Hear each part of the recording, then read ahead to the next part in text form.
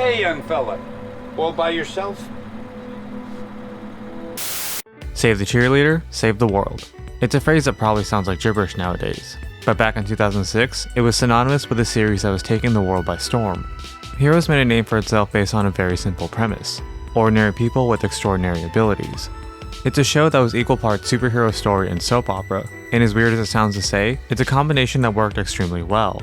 Heroes had the benefit of plotlines you'd see in a superhero story, but it was always grounded by its setting and characters. It was the kind of show that could appeal to fans from all walks of life, whether you were someone who enjoyed intriguing mysteries, fantastical superhero stories, or compelling character dramas. But while all of that sounds amazing, the reality is that Heroes has all but vanished from pop culture, and for good reason.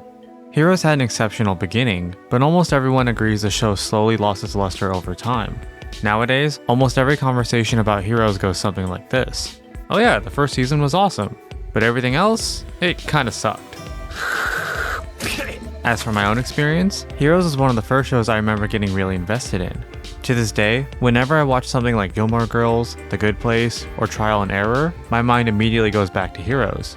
Just to give you an idea of how big a fan I used to be, take a gander at this oversized paperweight I got over a decade ago.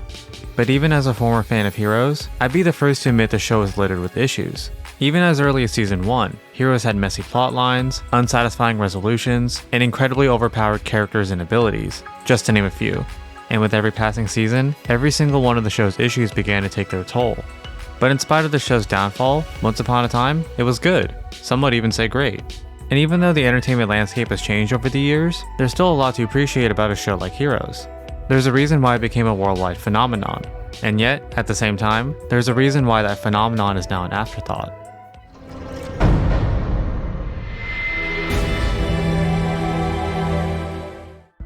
When it comes to Heroes, the show is roughly split into different volumes. Each volume makes up one main storyline, and while most volumes take place over the course of a single season, Heroes does experiment with multiple volumes in one season. As for the show itself, it begins with Season 1, Volume 1, Genesis. Season 1 of Heroes is widely regarded as the series' peak, and from the first few episodes, it's really easy to see why. As the pilot explains, select people from across the globe begin to exhibit strange abilities, like a cheerleader in Texas who can heal from any wound, a salaryman in Tokyo who can bend time and space, or a comic book artist in New York who can paint the future. The early episodes act as the origin story for several characters, with some celebrating their new abilities, while others become terrified of them. And not only are the early episodes really compelling, but they illustrate one of the reasons why the show took off in the first place. Heroes had an amazing ensemble of characters, and even if you didn't like every character, there were sure to be at least one or two that piqued your interest. Everyone who's ever watched Heroes remembers Matt Parkman, HRG, and Peter Petrelli, and if you were a fan of the show at one point, I'm sure you already remember some of your favorites. But even though each character had unique abilities and storylines, the real strength of the show was that they had real, tangible conflicts, the kind that almost anyone could identify with. For example, Claire's struggles were the kind that many teenagers could relate to, like loneliness and social isolation. Then you had characters like Hero and Peter, who struggled with familial pressures and the burden of great responsibility. And then you had characters like Matt and Noah, who grapple with difficult decisions that affect their loved ones. No matter who you are or what your background was, there was bound to be a character in Heroes that resonated with you. And while the idea of normal people with extraordinary abilities was enough to carry the show, that's not all there is to Heroes. The early episodes revolve around each character's unique story, but by episode 5, the main story comes into focus. In a few weeks' time, a massive explosion will occur in New York City, killing millions and leading to an apocalyptic future. But there is a way to stop the explosion. The culprit behind the explosion is believed to be Sylar, a serial killer hunting those with special abilities. Over time, Sylar has been killing others and taking their abilities for himself. And in a few weeks' time, he intends to attack Claire, steal her ability, and effectively become invincible. In response, a future version of Hero visits Peter and tells him this: "Save the cheerleader, save the world." If Peter can save Claire from Sylar's attack, Sylar can be stopped, New York can be saved, and the dark future will never happen. At least, according to Future Hero. Dude should have really fact-checked himself. So in short, the main story of Season 1 is simply to stop the exploding man, whoever it may end up being. And while the main story is solid, it's only one plot thread among many.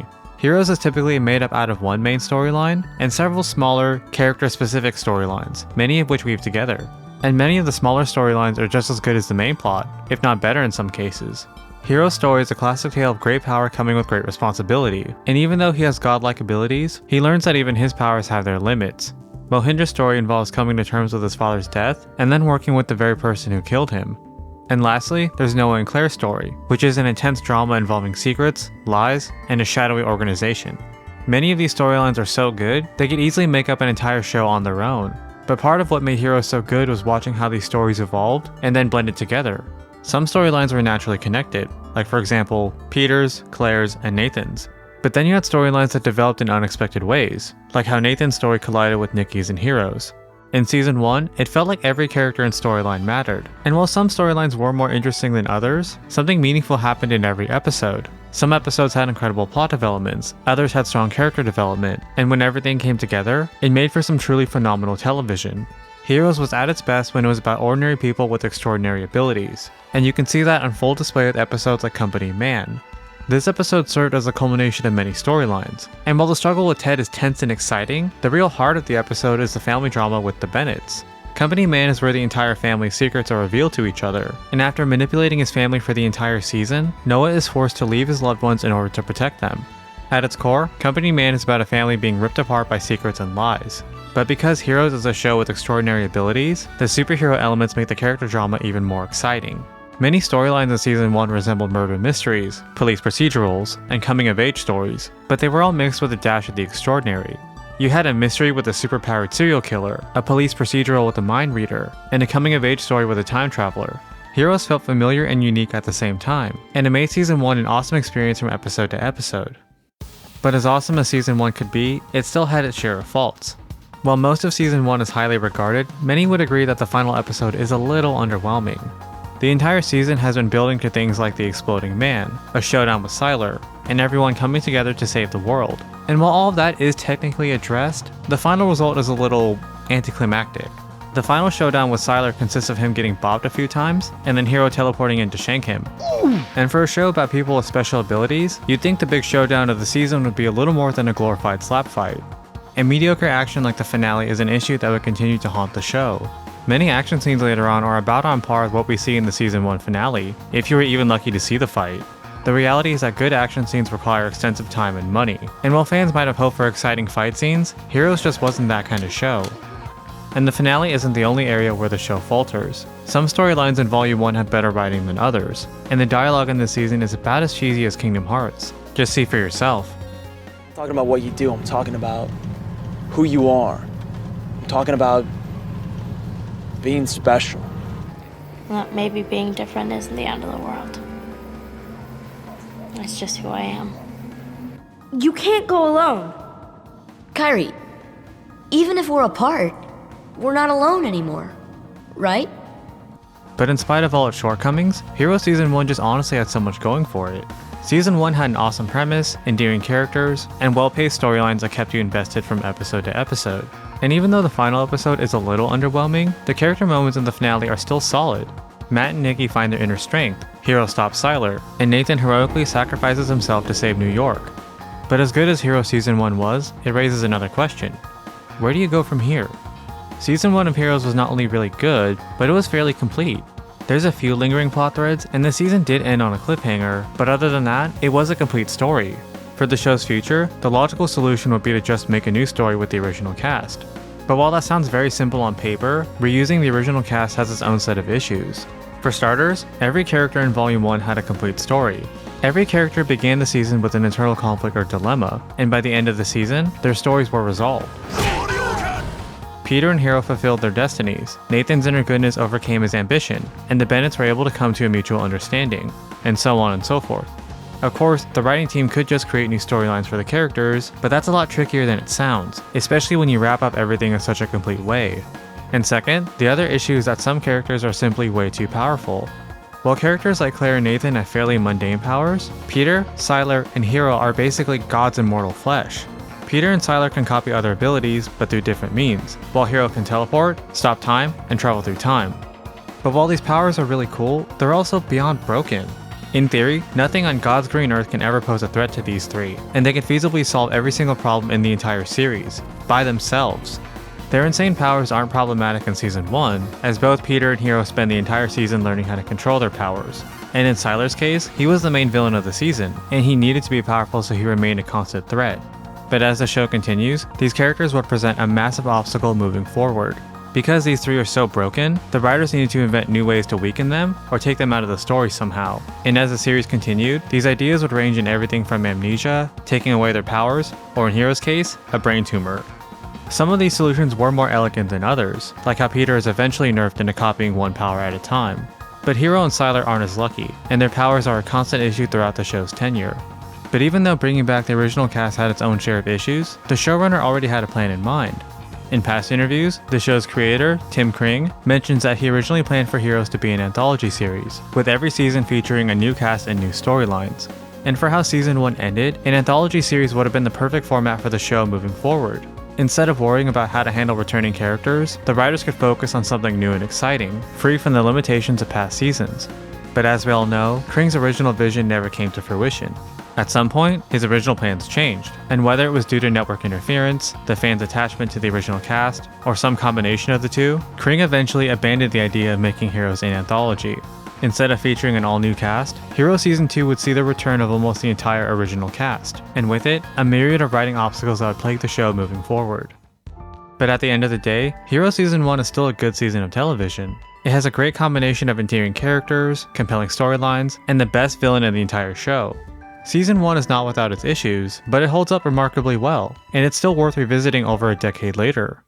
And that brings us to the second season of Heroes, Volume 2, Generations.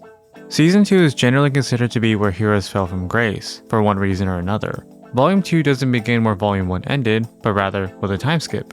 4 months have passed since the events of Kirby Plaza, and everyone is dealing with new problems of their own.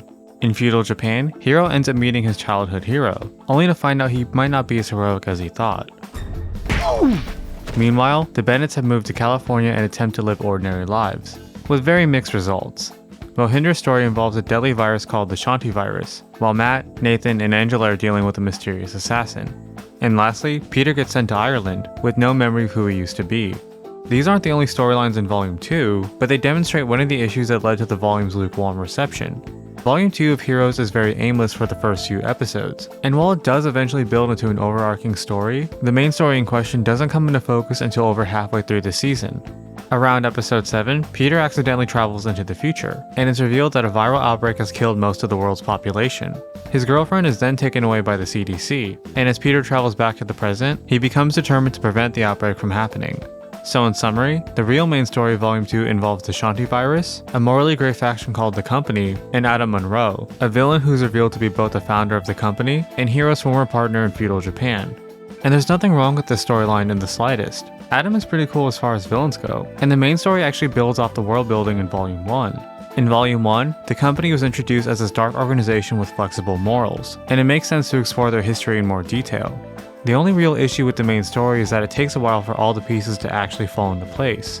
If you look at the main story in Volume 1, the audience gets a basic idea of what's happening as early as Episode 1, and then by Episode 5, the volume's main story is fully revealed. But with Volume 2, most of the season is a series of seemingly unrelated stories, and it only really comes together around Episode 7. And Volume 2 having a slower pace isn't inherently a negative. The pacing in Heroes was always on the slower side, and the benefit of the slower pace was that the audience had ample time to learn about the characters and slowly piece together the storylines on their own. But that brings us to one of the other issues affecting Volume 2, which is the variance in storyline quality. While there's a lot going on in Volume 2, not a lot of storylines are very interesting. Of the multiple stories, the only engaging ones are Heroes, Matt's and Nathan's, and Mohinder's. As for the other stories, they vary from being okay to decent at best. The Bennett storyline starts out promising, but within a few episodes, it devolves into a badly written teen romance, and then another storyline about Claire and Noah lying to each other. Nikki deals with the appearance of a third personality, and later, dies, while Micah and his cousin Monica have their own separate adventure that's barely connected to the rest of the show. And Peter doesn't do anything interesting for a majority of the season. He joins an Irish gang and gets a sick tattoo, but he doesn't take an active role in the story until the last few episodes. And all of this just makes for a very dull experience. Volume 2 suffers from both a slow and unfocused main story, and varying degrees of storyline quality. There are times when the volume feels fresh and interesting, like with some of the story developments or some of the new characters. But then there are times when the story takes a turn for the worse, or switches to a meandering storyline. And when that happens, watching Heroes begins to feel tedious. And tedious would be the best word to describe this volume. Everything does come together eventually, but it's debatable if the destination is worth the journey. And even though the later episodes aren't that bad, it doesn't excuse the other issue with this volume. Not only is the main storyline revealed very late, but once it's revealed, it's resolved in only a few episodes. As a result, some storylines and plot threads either have unsatisfying ends, or are outright ignored entirely. The most famous example of this is Caitlin, Peter's girlfriend who gets trapped in 2020. Besides a throwaway line in the finale, Caitlin is never seen or addressed ever again, and her true fate remains a mystery to this day. So all of this leaves Volume 2 as not only a tedious story, but a story that ends really abruptly. Generations has this feeling as if it's building to something big, only for the volume to just sort of end. But having said that, there's a reason why Volume 2 feels so abrupt and unsatisfying. Initially, Generations wasn't meant to be a standalone story. It was actually meant to be one part of a much bigger story, and one that spanned multiple volumes. In the Volume 2 finale that aired, the volume ends the way most seasons of Heroes do. The main villain is defeated, Peter saves the day, and Nathan dies. Again. But that wasn't the original ending to this volume. The version that aired has Peter catch the vial with the Shanti virus, thus ensuring the virus never spreads. But in the original ending, Peter actually fails to catch the vial. The Shanti virus then becomes airborne, and Nathan and Matt attempt to notify the authorities and quarantine the area. But as Nathan attempts to explain the situation in a press conference, he collapses, and it's revealed he's been infected with the Shanti virus. And so, this would bring the Generations Volume to an end, but begin the start of a new volume, Exodus. Now, concrete details on the Exodus storyline are scarce, since the storyline in question was scrapped late into production. But Kring has talked about the Exodus storyline in the past, and if you check out some of the bonus features on the Season 2 Blu-ray, you can get a general idea of what he planned for the Exodus story and beyond. As for the Exodus storyline itself, the volume would pick up right where Generations left off. The Shanti virus has spread across Odessa, and the city itself is quarantined and placed under martial law. But the virus spread more quickly than anticipated, and an estimated 90,000 people would have died in the outbreak. But as catastrophic as the outbreak was, the big reveal of the Exodus story was that the company would be behind everything. In episode 7 of Volume 2, Peter meets a CDC worker in the future named Agent Howard. Howard's role in the episode is very minor, as the most he does is provide exposition for Peter. But in the planned Exodus story, Howard would have been revealed to be a company agent. In fact, Agent Howard was set to be the main antagonist of the volume, and his role in the story was to ensure that the outbreak killed most of Odessa. The company was always morally gray at best, and most of its members were willing to justify tragedy if it served a greater purpose. The Shanti virus outbreak was simply another extension of those ideals, and they were willing to let thousands die in an effort to preserve their own secrecy. As for each character's storylines, again, details are few and far between. Kring mentions that both Claire and Mohinder would have been involved in the main story, which makes sense given their roles in the series. But one of the most important characters in Exodus was Maya Herrera, a character that appeared in Volume 2. Like with most storylines in Heroes, Maya's story offered a lot of potential in the beginning, as she's one of the best examples of someone cursed with power. Maya has the power to emit a deadly poison, and in moments of high stress, she's a danger to everyone around her. But Maya's actual storyline is one of the weakest in the entire show. She spends most of Volume 2 either in distress or being manipulated, usually both. And by the end of Volume 2, her storyline is just a glorified Uber ride for Sylar. But according to Kring, Maya was actually meant to play a pivotal role in the Exodus storyline.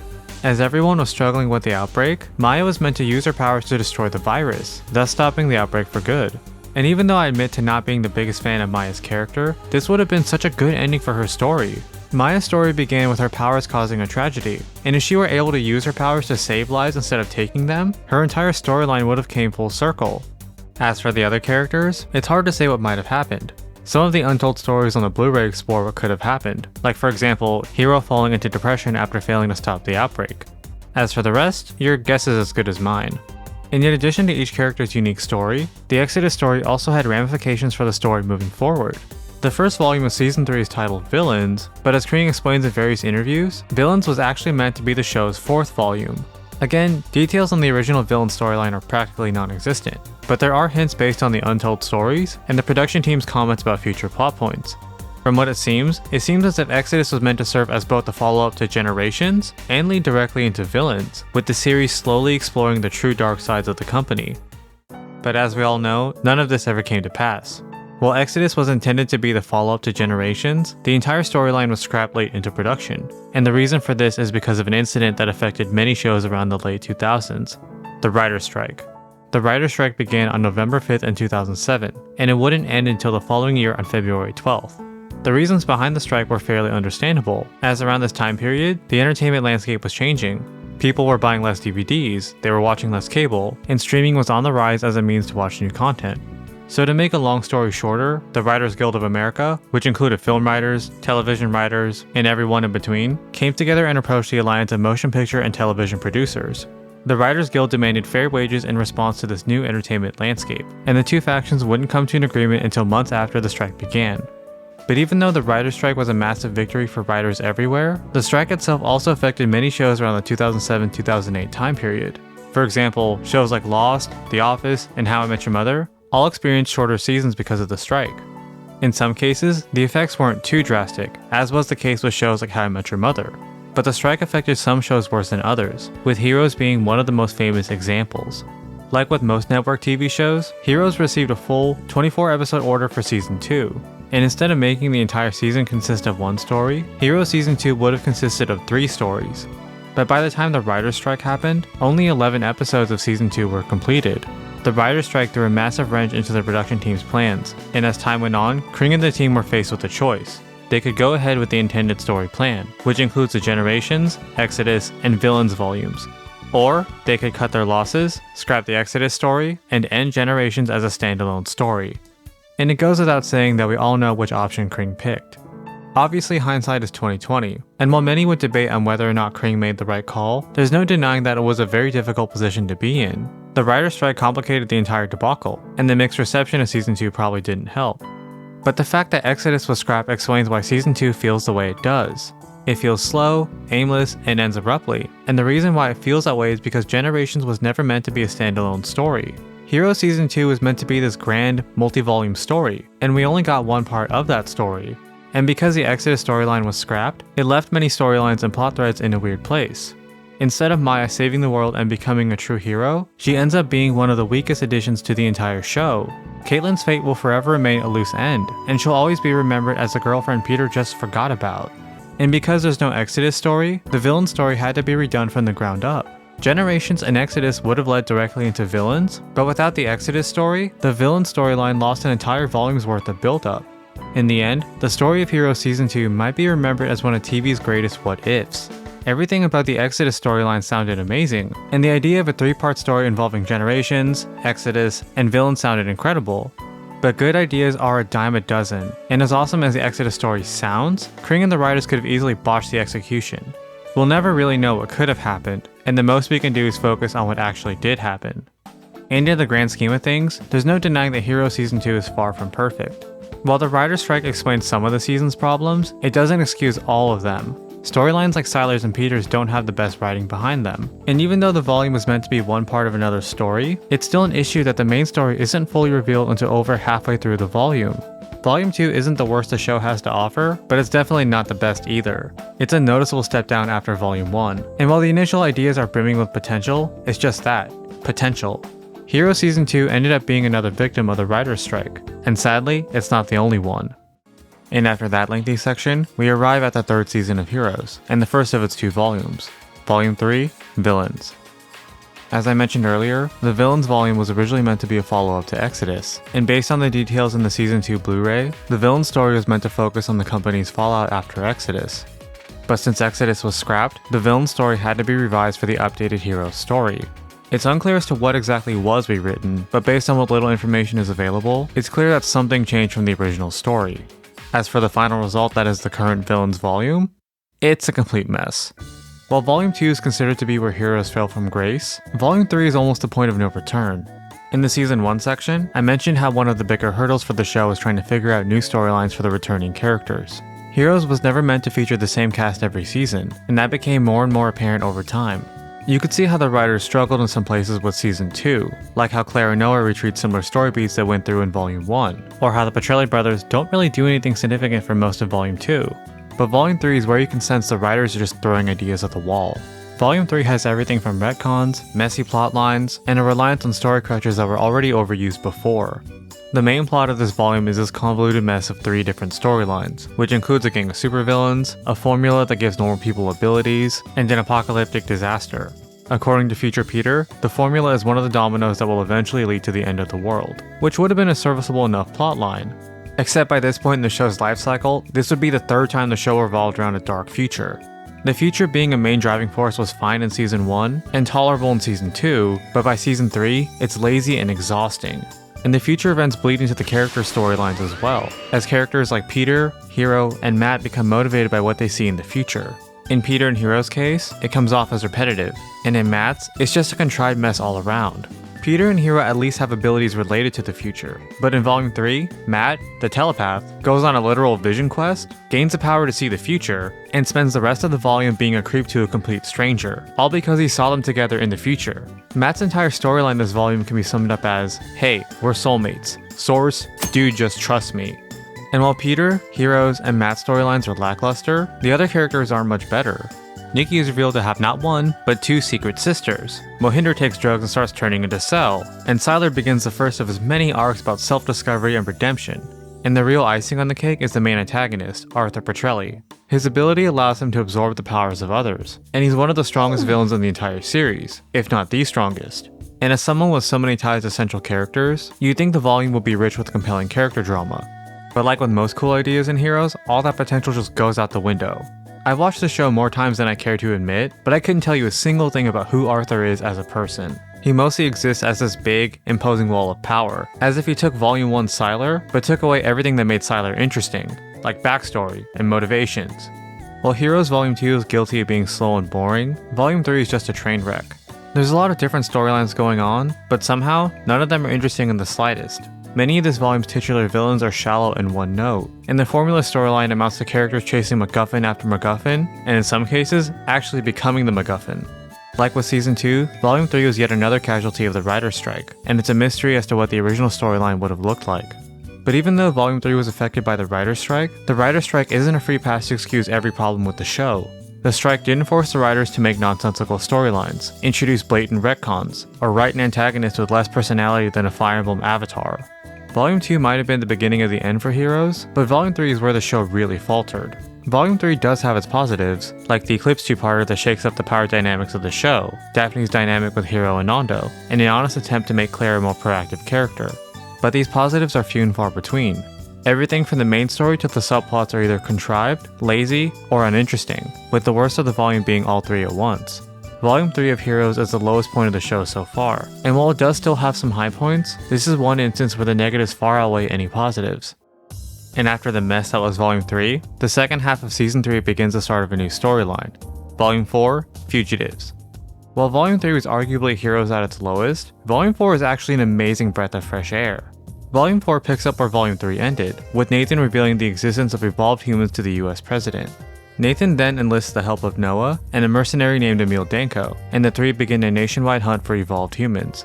The main storyline in Volume 4 changes the status quo in a way the show desperately needed at this point, and almost immediately, the main storyline is way more engaging than the one we saw in the last volume. And to make things even better, many of the character storylines are really solid, as they feel like natural extensions of their character arcs so far. Characters like Peter and Hiro still want to help others, but can't rely on their abilities as much as they used to. And characters like Matt and Tracy are faced with choices that test their emotional limits, and they either falter or rise to the occasion.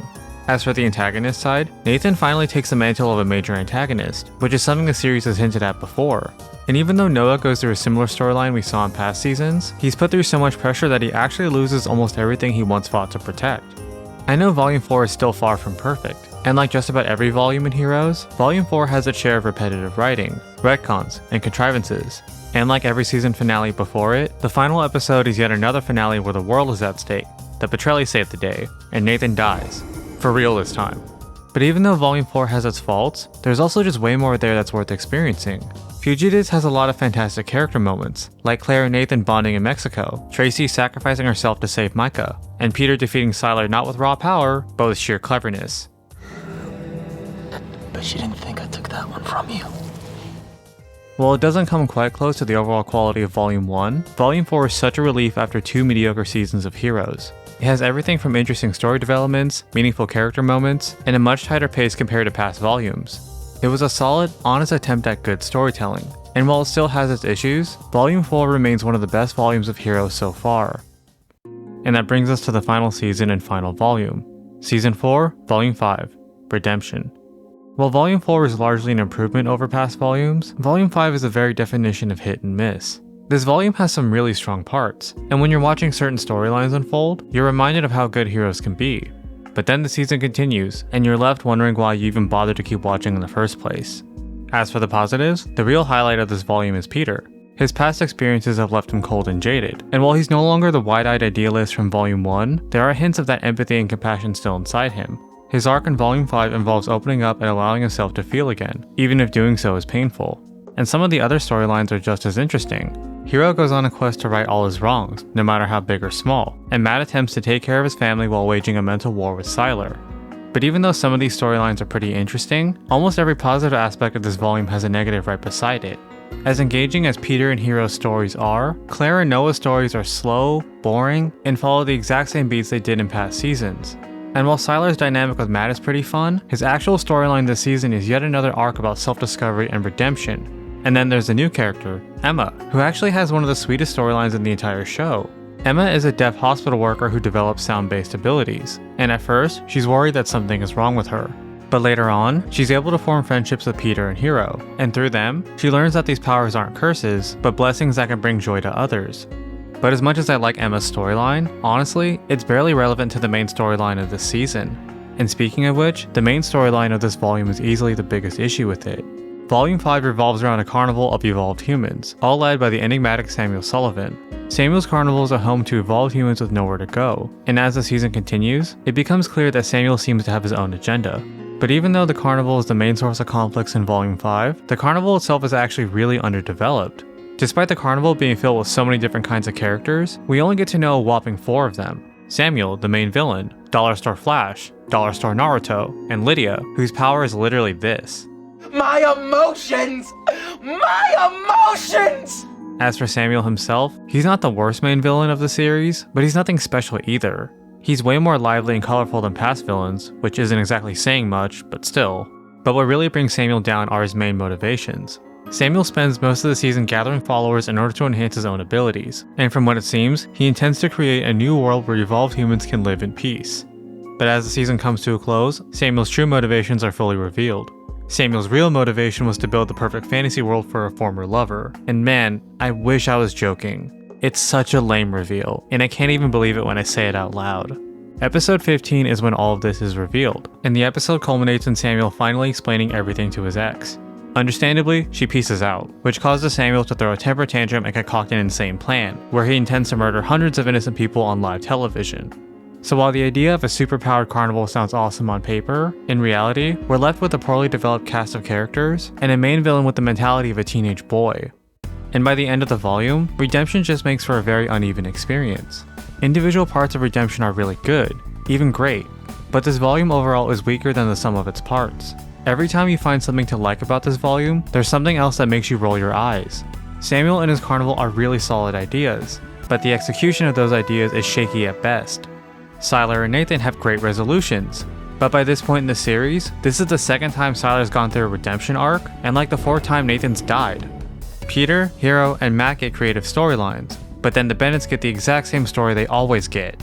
And the real cherry on top is that Heroes ends the exact same way it always does. High stakes that affect the fate of the world, an underwhelming final battle with the main villain, and last but not least, a cliffhanger ending. Volume 5 closes out with a tease of the next volume, simply titled Brave New World.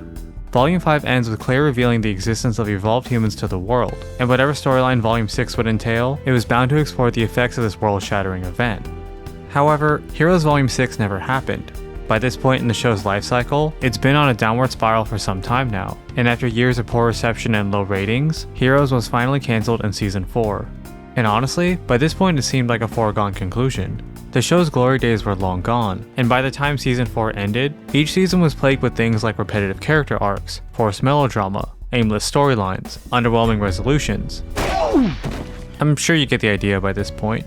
So, Heroes ends as a shadow of its former self. It always had amazing potential, but all the potential in the world means nothing if it's mishandled. Many fans of Heroes were ready to move on, and after 4 seasons of mishandled potential, it was time to finally close the book on Heroes.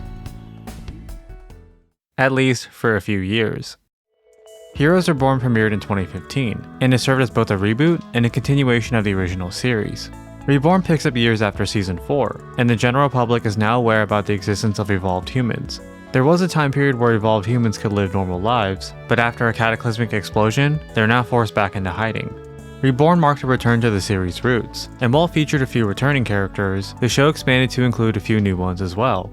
With new characters and storylines, Reborn was the clean slate the series needed, and even though Heroes had its ups and downs, there was hope that maybe the series could finally return to the quality of storytelling that made it a phenomenon.